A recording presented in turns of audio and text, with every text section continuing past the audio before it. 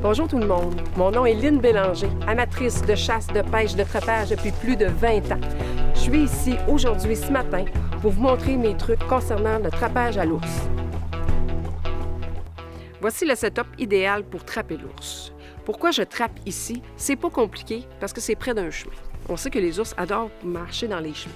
Si on peut voir ici à gauche et à droite, je me situe dans le côté, fait que soit mon ours peut arriver de là ou il peut arriver de là.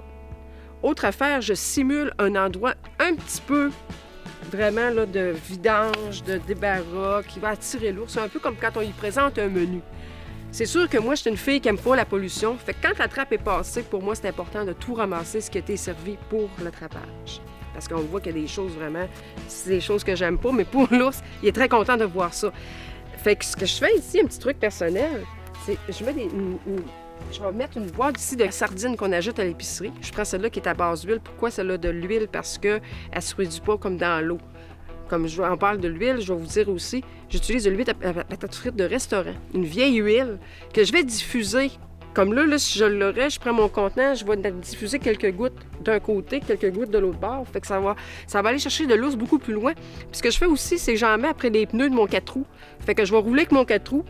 Puis l'ours, bien, il va être amené à suivre la traînée d'odeur jusqu'à l'endroit exactement ce que je veux. Une chose importante, si vous mettez de l'huile après vos robbers de 4 roues, mettez-les dans le remise le soir pour ne pas attirer l'ours sur votre 4 roues puis au chalet. Fait que ce que je fais, je vais mettre la sardine ici. Je vais rajouter la mélasse. Moi, je rajoute la mélasse là-dessus. Je vais mettre de la pâtisserie dans mon installation. J'utilise un morceau de lard salé.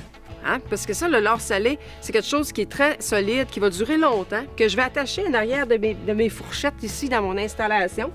Fait que ça va être difficile. Il faut que l'ours vraiment y aille avec sa patte pour être capable d'aller la chercher. Parce que si je ne l'attache pas, c'est mieux de donner un petit peu de travail pour qu'il travaille plus fort pour aller chercher la nourriture qui est à l'intérieur.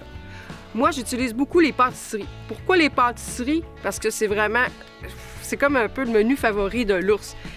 Si je mets du poisson, on pense que l'ours est charognard, mais ça ne mange pas tant de poisson que ça. Par exemple, mais pour aller chercher l'ours en distance, je vais prendre du caplin ici, qu'on a ici dans Charlevoix, qui est très populaire au printemps. Je vais l'enrober, puis idéalement, on peut le faire vieillir au soleil dans un pot.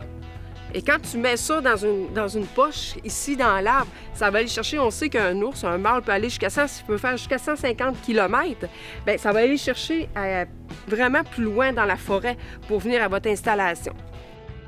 Là-dessus, je dois vous dire que si vous utilisez les trucs que je viens de vous énumérer, je crois fortement que vous allez améliorer vos chances de récolter votre ours. Fait que je vous souhaite une bonne trappe, les amis.